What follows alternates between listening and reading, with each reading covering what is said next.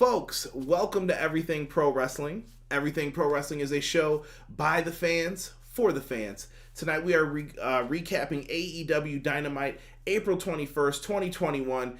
The main event, TNT Championship, Darby Allin versus Jungle Boy. What a match that was that just went off the air. We're going to be getting into that with you guys. Hey, Hulk Hogan, thank you for joining us in the live chat here. Don't appreciate you coming in doing that, but I do like putting people in timeout, so appreciate you, brother. Anywho, thank you guys for joining us. We're going to be talking AEW Dynamite tonight. Derek, not with us tonight. He is not here. He had to leave because of a family emergency, so I appreciate it. But let us get into AEW Dynamite and what we had on the card for tonight. Thank you, everybody who has joined us. Original Biggie, appreciate you. Obi-Wan for joining us. BJ also in the house. He said another fire Dynamite. Ace, one of the mods in the chats. Thank you, Ace. We got Martin. Martin, thank you for letting me know about the date. I did correct that already in there as well. We already had some dude faking to be Hulk Hogan in the chat. Appreciate you.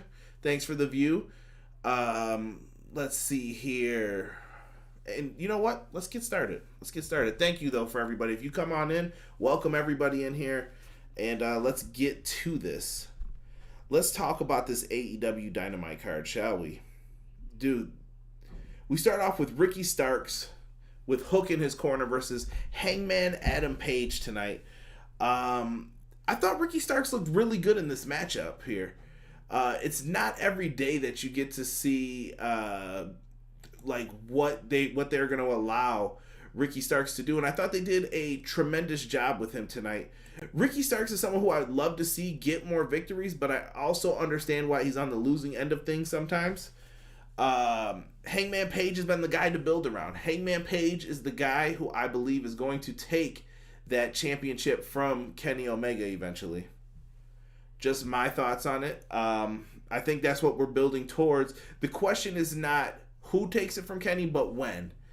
And that's the role for Hangman Page at this moment. But he's got to get through some other tasks. They're going to try and put him in feuds with other people. They're kind of holdover feuds for right now. I thought Ricky Starks did great in this. Anytime he's needed to step up to the plate, he has done it.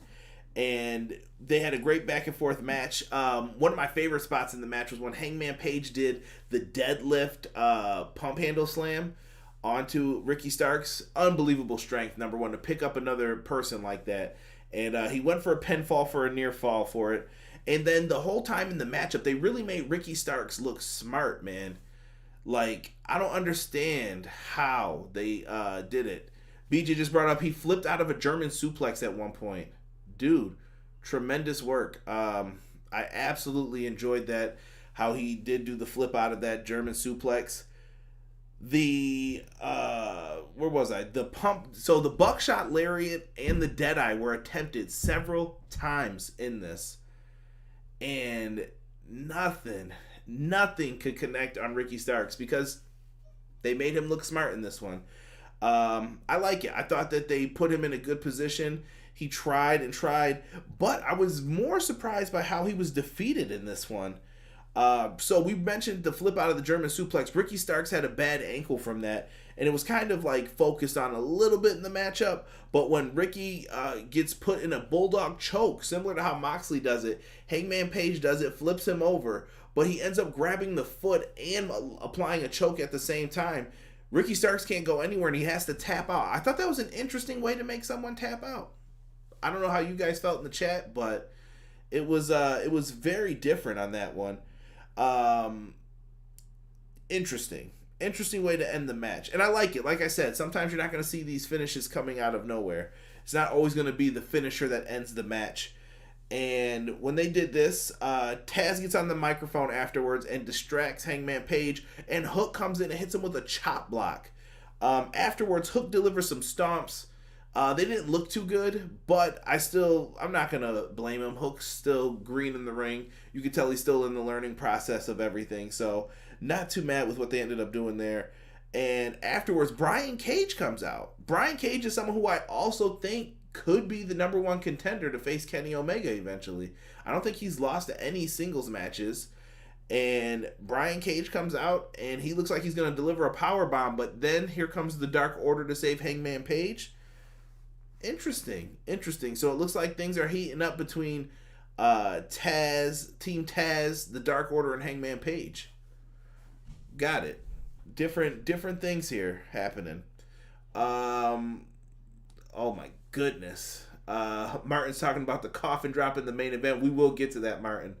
Tokyo Rockstar. Yeah, I appreciate you for telling Hogan that in the chat.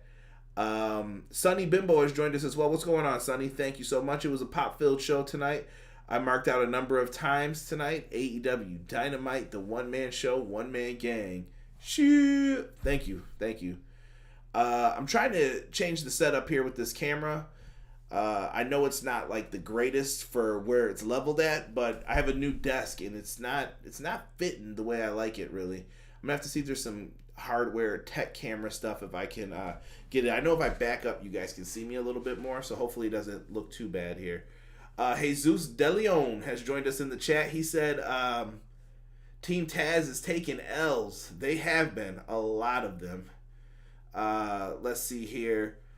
Ricky Starks and Page was hella good, Jesus said. Martin says, definitely props to AEW on giving very different endings to matches. For sure. He landed on his neck, and I thought for sure he was hurt. Yeah. Hopefully it's not one of those lingering injuries, excuse me. Ricky Starks is a future TNT champion, Ace says. I hope to see it. For him. But it looks like everybody enjoyed that matchup that we see. We see the Elite making their grand entrance into the arena. The Elite, Super Elite, whatever you want to call them, they come in looking like true douchebags, dressed in some weird attire. They're hanging out with Don Callis. They're in the trailer, similar to if you've been watching Impact, you would see that Kenny Omega is often in the trailer with Don Callis, talking his ish from there. And I don't know, tonight was the first time I think that they mentioned that the AEW Championship is in jeopardy this Sunday. At Impact Rebellion, Kenny Omega is defending the AEW World Championship against Rich Swann. And I don't know if it's been mentioned often on commentary, but I feel like Impact's mentioning it way more, but it's happening at their pay-per-view too.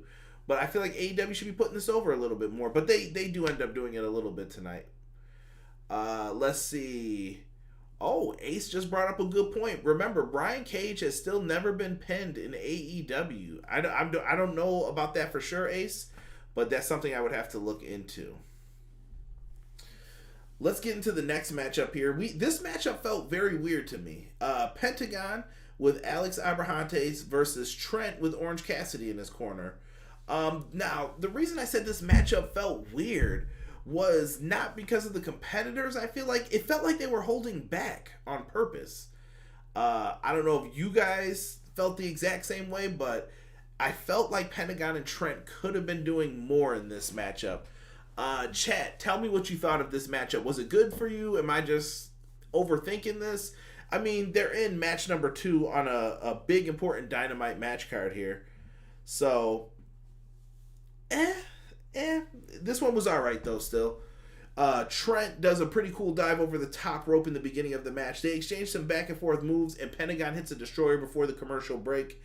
After that, we get Trent hitting a spear on the outside on Pentagon, and Alex gets on the microphone and starts to insult Trent and says, you suck, Trent. And then he says, Pentagon also says that the best friends suck. And then he gets into, and your mom sucks. And that's where you can't talk shit about Sue. They're not having it. They're just not having it. You can't talk that shit about Sue.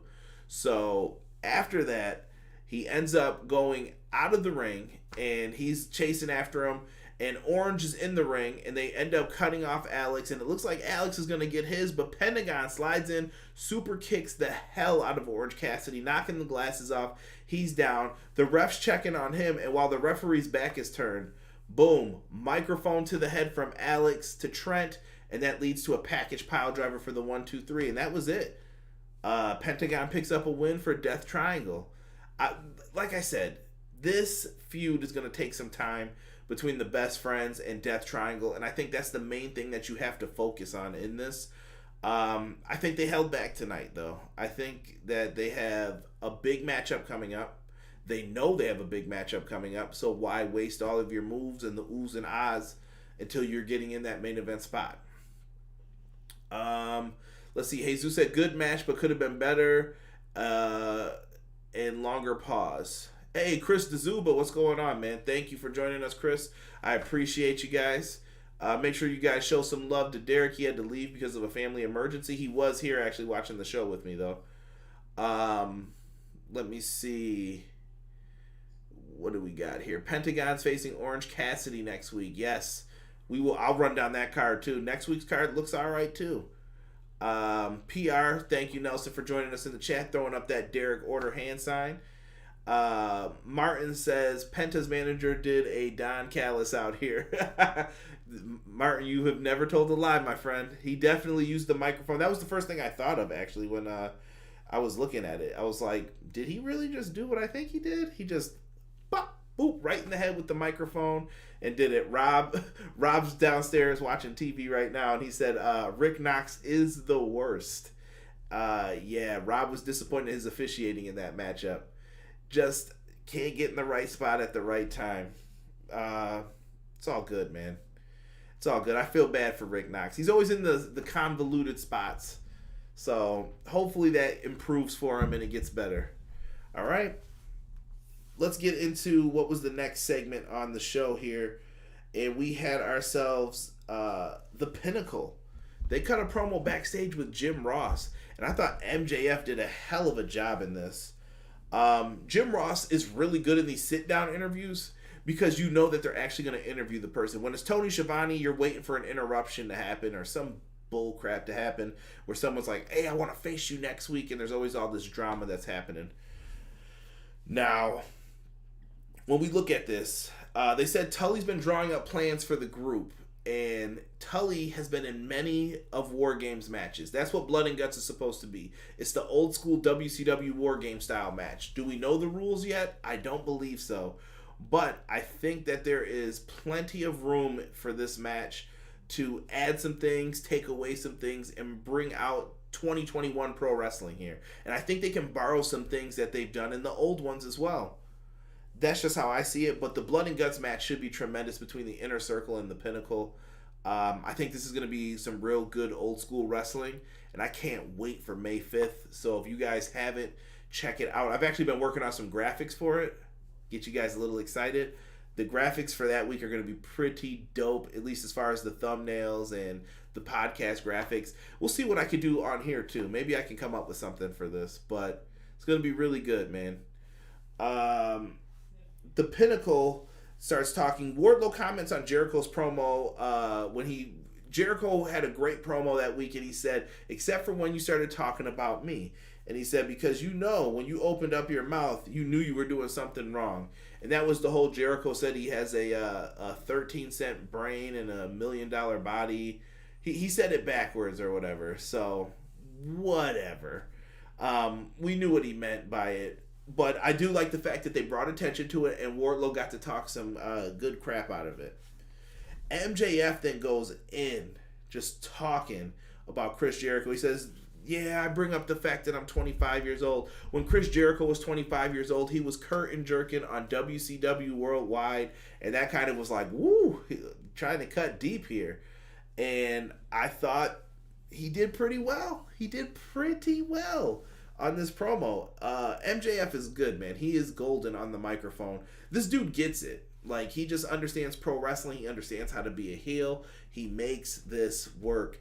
He was given a silk scarf by Tully as well, which is still the Burberry that he always rocks, and it works for him. It works. Yeah, I thought this was a great promo. Let's go to the chat here. Martin says, I hope Wardlow will be AEW champion by 2022. He has the physique to be a great champion. We'll see, Martin. I think it's going to all depend on how people's popularity grow and what they do to get themselves over in all of this. Many of factors could happen with that. Could be very, very interesting to see what happens with Wardlow in the future and going forward. I'm interested though. I want to hear it. Jesus said MJF had a fire promo. Facts, facts. Now, before we get into the AEW Women's Championship match, I wanted to let you guys know that we do have some sponsorships on the podcast. We do have a sponsorship with Manscaped. You guys can go to manscaped.com, use our promo code EPW Show, put the code in, and get 20% off of the Lawnmower 3.0, boxers, any of your needs from Manscaped. Put in our promo code, and we will have you taken care of, groomed for the summer. So make sure you guys go to manscaped.com, promo code EPW Show. And last but not least, if you guys want to watch some free pro wrestling this week, you're bored, go to powerslam.tv. You can watch independent pro wrestling using the same promo code EPW Show and get 1 month of independent pro wrestling on us. So make sure you guys check that out at powerslam.tv. Enough of the shilling. Let's get to the AEW women's title match between Tay Conti and Hikaru Shida. I will say this, out of all of the women in AEW, Tay Conti, I always say Tay because I read it that way. Tay Conti has been one of the most impressive to me, and I would give her most improved award from the time that I've seen her from NXT until now. She's gotten so much better. Really, really good. I'm glad that she's getting to cut her teeth in AEW, get in the ring, and actually show what she can do. And as far as Hikaru Shida, I was just thinking about this tonight too. Shida's been a solid champion. Just like a really solid women's champion. I think she's not been booked the greatest, but I do think that Shida has a lot of presence to her, and she has a lot to offer. I'm leaving it at that. This match went exactly how I wanted it to go, and this was a showcase matchup here. What do I mean by that? In this match, both women start off with a bow of respect for each other. They're both baby faces. The crowd loves them both. They knew what they were going to have to do out here, but they had to bring it at the same time. At one point, Tay Conti is utilizing her kicks to get the advantage in the matchup here until she goes on the outside and Shida hits a brain buster. And when she hits the brain buster on the floor, that's when the momentum begins to change in Shida's favor. They battle back and forth, but then Tay Conti... Or tie your sneaker, tie your shoes, tie a bow. Tay Conti ends up getting into this matchup, and she's a house of fire. She finally figures out what she needs to do, and then they're battling back and forth in this. Eventually, we see a great move by Shida, though. So as the battle of back and forth is happening, they're both on the top rope. And I don't know if you guys have ever seen Colt Cabana hit the Chicago skyline. It was a movie used in Ring of Honor often, to where he would pick the opponent up over his head while on the ropes and just drop you onto the top rope. Shida did a move similar to that, but reverse onto her back, and it looked like Tay Conti was in pain afterwards, holding her ribs. It was either that was a great sell, or she really got hurt and just played it off. But very well done. She eventually makes it back into the ring here. And she hits the DDT for the 1-2, close fall for a kick out. Shida hits the Storm Zero for a near fall, but the match ends immediately after with a roundhouse knee to Tay Conti's face for the 1-2-3, and Shida retains the AEW Women's Championship. But immediately after the match, she is met by everyone's favorite doctor, Britt Baker. DMD comes out, and she shows the AEW Women's rankings. And when someone loses, she says she goes up a spot. So Britt Baker shows, apparently now that she has lost, she is the number one contender for the AEW Women's Championship. And I think that's the move everybody wants to see, right? I don't know. I think Britt Baker is the one who could possibly be the person to take it off of Shida. This looks like a double or nothing pay-per-view matchup to me. What do you guys think here? Let's go into the chat. Ace... Oh, we're going to get into that. Ace is talking about Miro's promo that we're going to talk about next. Miro putting the AEW World Champion, TNT Champion on notice. Rockstar says Tay Conti had a good match tonight. Congratulations also to Ronda Rousey on her pregnancy. Yes, congratulations to Ronda on that as well. Jesus said Shida be having great matches for the Women's Championship, though. This is a fact, Jesus.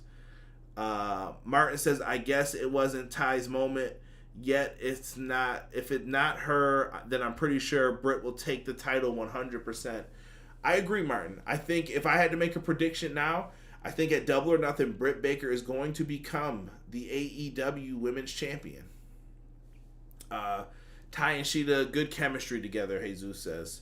Yeah, dude, there is nothing wrong with what they ended up doing tonight on this show. They came in, they kicked ass, they knew what they had to do, they delivered a good match. Nothing wrong with this. And they gave them time. I thought it was good. Miro's promo brought up the Destiny. Ace summed it up perfectly. He basically put the world champion and TNT champion on notice. He doesn't care if it's Kenny Omega or Darby Allin. He's letting you know he's coming after those titles because it's his destiny to be a champion. I think Miro and Darby could be the pay-per-view matchup. I'm starting to think that now at Double or Nothing. That could be the big matchup. Unless Jungle Boy took it off of him tonight, which we'll get into momentarily. Did they do the right thing tonight? I can't wait to get into that with the chat. The Inner Circle didn't come out. What is happening with them? They come out to cut a promo basically to retort what the Pinnacle, or the Pineapple as Jericho calls them, said. Chris Jericho brings up some really good points. He talked about Wardlow giving him his crap. He said, Wardlow, I couldn't hear anything you were saying over looking at your dumb eyebrows that you get manicured. I don't know if pedicure, manicure, whatever he was saying, but he was talking about his eyebrows being perfect. They had Jake Hager cut this really weird promo. He was throwing straws at the camera, and he was like, you guys will be eating your meat through a straw or something. I was just like, what? Hager's just so random and weird, and I think that's just part of the gimmick at this point. I'll take it. Sammy gets his line in, and I thought Santana cut a really good promo too here. Short, sweet, to the point, and he was talking about FTR never stepped up to face them or challenge them, and he said now that you guys are in a group, you want to do all this talking and you want to challenge us, and he said where I'm from, that's called a bitch move, and that got a lot of oohs and ahs, like, oh, he said that was a bitch move, bro. So this matchup at Blood and Guts is going to be good. I'm telling you. This is going to be a bloody affair. This is going to be like those classic, old school WCW War Games matches.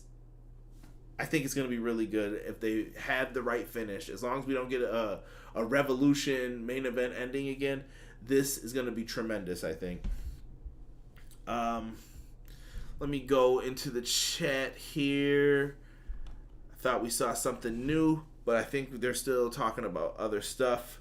Getting into it. Next up, we had Billy Gunn versus QT Marshall with the Factory in his corner. Billy Gunn comes out. Yo, dude, what is Billy Gunn? Still looks the same, bro. I don't understand this dude. Like, I feel like he doesn't age. How does Billy Gunn walk around like that? And he's just like, you know what I do. He comes out still looking impressive, can do a lot of the same moves. He's still athletic, in good shape, and he's out there looking great. QT Marshall's out there with the rest of the Factory. On the outside, Billy Gunn's kids eventually jump into the matchup here. They're fighting Nick Camarado and Aaron Solo. Excuse me. They just start beefing those two. A brawl breaks out throughout all of this. QT Marshall hits a pile driver on Billy Gunn for a near fall. And then here comes a go-go. He comes out, delivers a punch to Billy Gunn's stomach, which leads to the Diamond Cutter. 1, 2, 3. QT Marshall picks up the win here. Afterwards, he gets a wooden chair out, and he looks like he's going to put it to use to Billy Gunn. And afterwards, we get Dustin Rhodes coming out, and he's got a bull rope, if you will. The American Dream son, Dustin, had to come out there with that bull rope, daddy, if you will. And he's out there trying to fight QT. He gets control of the chair, and here comes Nick Camarado into the ring, and Dustin just blasts him with this wooden chair. It reminded me of when Haku was Colonel Robert Parker's bodyguard in WCW. I want to say this is like 1994 or 95 when they smashed the wooden chair over his head. Made him look like a real badass, and I felt they did the same thing here. I really wish that the chair would have broke through perfectly and he would have had the chair wrapped around his neck, but it didn't work out that way. And well done. Dustin basically just knows, like, oh, this dude's a beast. And eventually everyone comes out to separate them. This looks like this feud is not over. My question is, where is Cody in all of this? Like, what are they gonna do with Cody here? You gotta have something to do in this feud. Maybe they're saving it for the pay-per-view. I don't know what's going on, but looks like this feud is gonna continue. Next up, we have the Super Elite. They're backstage talking their shit. They're backstage talking about the Impact Wrestling title match. They're talking about making history. Kenny Omega's going to make history this Sunday when he defeats Rich Swann to become the AEW and Impact Wrestling champion. He's just trying to add it to another notch to all the belts that he'll have. The AAA Mega Championship, the AEW Championship. He'll have the Impact Championship, which I do believe is going to happen. And we'll kind of try to talk about that at the end if you guys want, with Rich Swann and what you guys want to see and how you feel about AEW and Impact's collaboration going forward. They talk about Moxley and Kingston and the Young Bucks. Matt Jackson specifically was talking a lot in this one, saying we're the reason why a shirt company was able to sell these cool shirts from Japan in 2013, 2014 in the United States. And they're talking about the Bullet Club, obviously. And I think this new group is called the Super Elite. I believe that's what I've been hearing them called, at least on Twitter and some of the promos and stuff. So the Super Elite are back there just talking, and then all of a sudden you keep hearing car horns. And they're like, hey, will someone go out there and tell them, like, knock it off? Brandon Cutler's filming it, Nakazawa's there, and then all of a sudden you hear the car crash into the trailer, I guess you would call it, and coming out of the pickup truck is Jon Moxley and Eddie Kingston. Eddie Kingston gives a great homage to DMX, saying some great lines. You got to go back if you're a DMX fan. Just listen to what Eddie Kingston says. I absolutely loved it. Moxley in this was crazy. Like, he is grabbing a pipe and breaking all the windows on this trailer. They looked really good, but they said that they escaped. I don't know how they escaped that fast. Maybe I missed something. Chat, tell me. Did I miss something here? I don't know. Maybe I'm just tripping. But they figured out a way to get the Super Elite out of there without having to see Moxley and Kingston. Moxley and Kingston, I think, are going to challenge for those tag team titles. How they get this tag title match, I don't know, though, because there's a lot of teams ahead of them, too. They got to do something big at this show, though, with all these guys fighting here. There's too much fighting happening. Maybe they do an 8-man tag. Maybe it's like Moxley and Kingston versus, I don't know, the Bucks. Or you go Moxley, Kingston versus the Good Brothers. Or 8-man tag, Good Brothers and Young Bucks versus Moxley, Kingston, and I don't know, maybe you go with Finn Juice. Have them team up with them. I don't know. What would you guys do as far as the Moxley Kingston storyline? Are they next in line for the tag titles? Do you go with SCU, who've been undefeated? There's got to be a right place, right time. All Elite Podcast. Yeah. What's good? Thank you for joining us. Jesus said, yeah, they escape out of nowhere. Yeah, there was like 7 people in there, bro. I would have saw somebody running out. I would have assumed.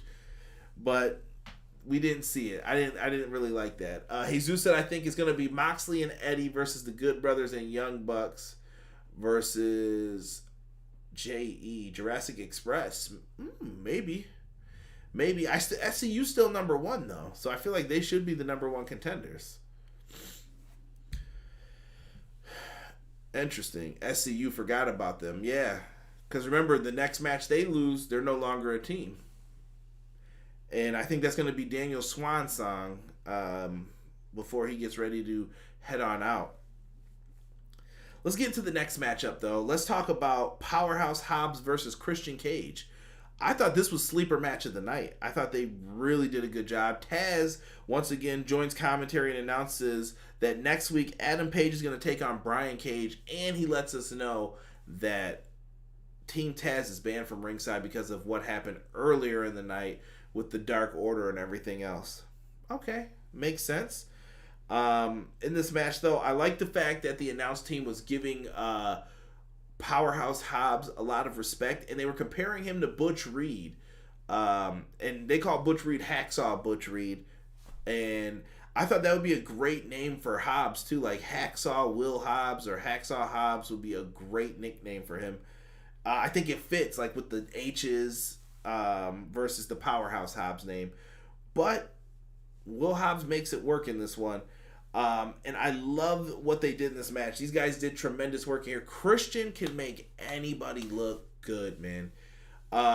Christian has just been looking out of breath. He's been doing his stuff in this matchup. And I don't mean out of breath like he's out of shape or anything like that. Christian is selling the effects of the matchup in this one. He made Hobbs look like a G in this. Like, Hobbs looked powerful, strong, dominant. At one point he stood on like Christian's chest and did the stupid Christian taunt or whatever you want to call it. And I thought that was so well done. Hobbs does the little things. I noticed it when I watched him on AEW Dark many, many months ago. He does the little things that I'm like, yo, sign this dude. He gets it. And I thought he did a really good job with this. Unfortunately, though, Powerhouse Hobbs got caught by the kill switch. 1, 2, 3. Christian picks up another win, and he is focused on becoming the AEW World Champion eventually. What is going on, B-Boy Skyline? Appreciate you joining us here tonight. Yes, Hobbs had a good night, Jesus said. I'm not going to argue that at all. I thought Hobbs looked really, really good in this one. They just did a good job. Christian is so damn good. Like, I think sometimes people are underappreciated for how well they do in these matches and hold it down. I thought Hobbs did a great job too with like the Vader attack. I love when he does that, like the person's running at him, he just hits him with that kind of, I don't know what to call it, like it's his body but he uses momentum just to knock him down. Really good spot. I haven't seen somebody do that since the 90s and I'm like, I like it. Big fan. It reminds me of old school Vader. And I thought that Hobbs would be the perfect person to do that. Really good stuff here. Let's get into what we have on the docket for next week here. Next week we got Brian Cage versus Adam Hangman Page. Orange Cassidy getting ready to take on Pentagon next week. Chris Statlander will be taking on Penelope Ford. Billy Gunn, Dustin Rhodes, and Lee Johnson versus QT Marshall, Nick Camarade, and Aaron Solo. The Young Bucks versus Matt and Mike Sydal. And I think it's for the Tag Team Championships I saw. Why? They must just be giving out free title shots apparently. And the Inner Circle and Pinnacle Parlay is also happening next week. I don't know what that means or what that's supposed to do, but they're going to have some kind of segment with them next week as well. Oh yeah, Jesus said the spine buster Hobbs did was nasty too. That was a great move. But we've got ourselves a really good matchup here. And I forgot to bring up too in the ending of that match with Hobbs, Ricky Starks comes out to check on him after the match, hobbling around on his leg, and he looks at Christian. Christian versus Ricky Starks. Give it the 20 minutes it needs, bro. Gonna be a good match. I'm telling you, it's gonna be a good match. Sonny Bimbo is out of here. Have a good night, sir. Thank you for joining us tonight. Appreciate you. Main event time. Let's talk the TNT Championship match. Jungle Boy with Luchasaurus versus Darby Allin with Sting. Don't be mean, Jesus. I like the Sydal brothers. They're alright. I didn't even know he had a brother until recently. Oh, B-Boy Skyline's going to make me say it since Derek's not here. Ricky. Spanish. That was for you, Jocelyn, in case you listen to this later.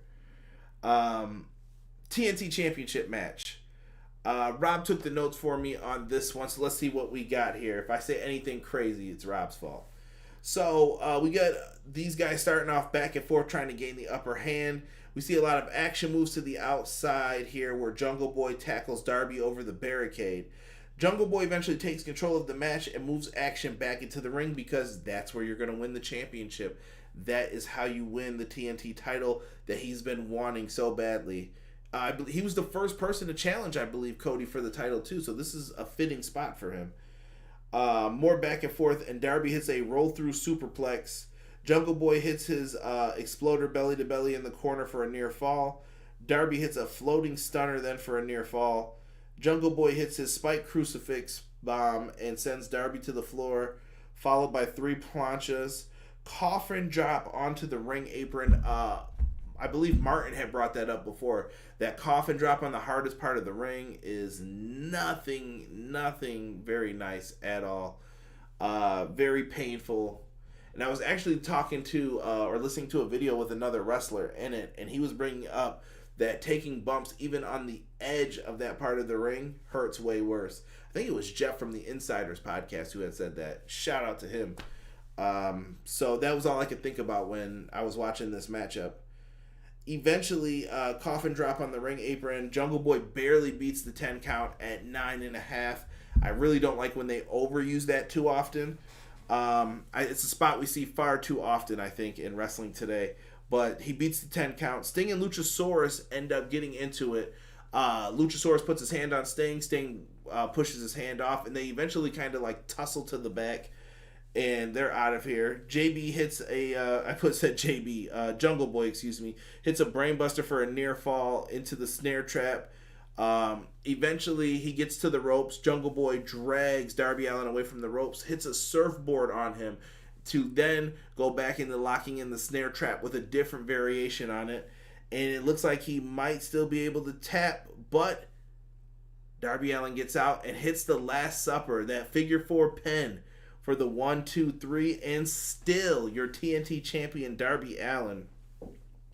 Immediately after the match, though, Scorpio Sky and Ethan Page attack. They were waiting in the back, just waiting to get these guys. And they start putting a beat down on Jungle Boy and Darby Allin. But here comes Lance Archer. Everybody dies, and Lance Archer makes the save. And he is getting jumped until, Rob, why'd you write Uncle Steve and his bat make the save? So Archer eventually even is out there, and then they had to even the odds. So what happens next now with Ethan Page, Scorpio Sky here? There's a lot of potential. I could see a tag match maybe with Archer and Allin versus those two. Maybe Archer challenges for the TNT Championship. Who do you guys think is going to end up facing him at the pay-per-view? Is it Miro? Is it Miro and Darby Allin? Is it Archer and Darby Allin? There's a lot of possibilities here. I don't know what they're going to do. Jesus said match of the night. I couldn't disagree with that. I thought this was really good. This was the match I was looking most forward to when it came down to this card. And I thought they delivered. Really good show tonight by AEW. I know we say that every single week, but I thought tonight was a little bit more than a solid show. Sky and Ethan versus Archer and Darby. Yeah, I think maybe that's the pay-per-view matchup. They could do it. Skyline is talking about Scorpio Sky in the chat. Appreciate it. Yes. Should have been a triple threat or a 4-way. They could go that route too, Jesus. Maybe they'll fool us. Maybe there's a different way of them doing it. But Miro's got to be worked in here somewhere. I don't think Miro's going to challenge Kenny. You wouldn't have heel versus heel. It's got to be Darby at some point getting into it with them. That's how I see it. But, chat, I got to ask you, out of 10 tonight, what would you give AEW Dynamite? What is the final grade that you would give it out of 10? 1 being like, it was a bad show. 5 being, middle ground. 10 out of 10 being, it was amazing. And Rob just yells, Uncle Steve. Y'all leave Sting alone, damn it. Leave Sting alone. But yeah, tell me what you guys thought, man. How was the show? Ace is asking a question in the chat here. He said, where does Jungle Boy go from here after losing another TNT Championship match? I feel like Jurassic Express gets to there, almost has it, then they lose. I think they got to build up their tag wins. I think maybe by All Out, you could do something with it. Perhaps. Maybe this is the time where they think about splitting. Maybe they go up against the Young Bucks eventually. Jurassic Express has a lot of options for what they can do with them. Jungle Boy and Luchasaurus will be focus points for them. But also you got Marco Stunt. What do you do with him too? Lots of options for them. Jesus says, I agree on Miro versus Darby should be one-on-one. Rob says that tonight's show was a 7 out of 10 for him. Jesus says 8.5 out of 10. Rockstar says 7. Ace says 7 out of 10.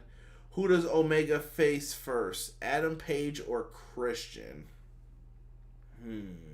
Christian. I think Christian might get the title shot at All Out. They could potentially give it to him. If Christian keeps wrestling every week and getting dubs, I think he could be the one for the next pay-per-view too.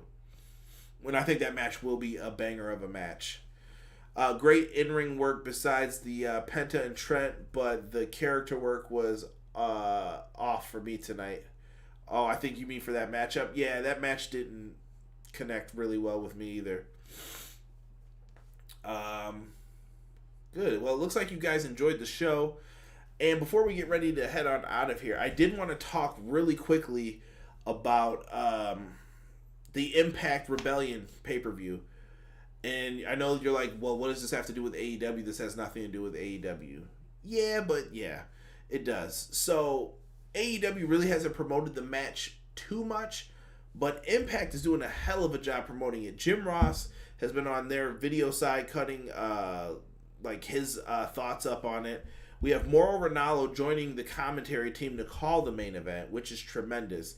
I don't know if that means Mauro's possibly interested in getting back into wrestling. I hope so.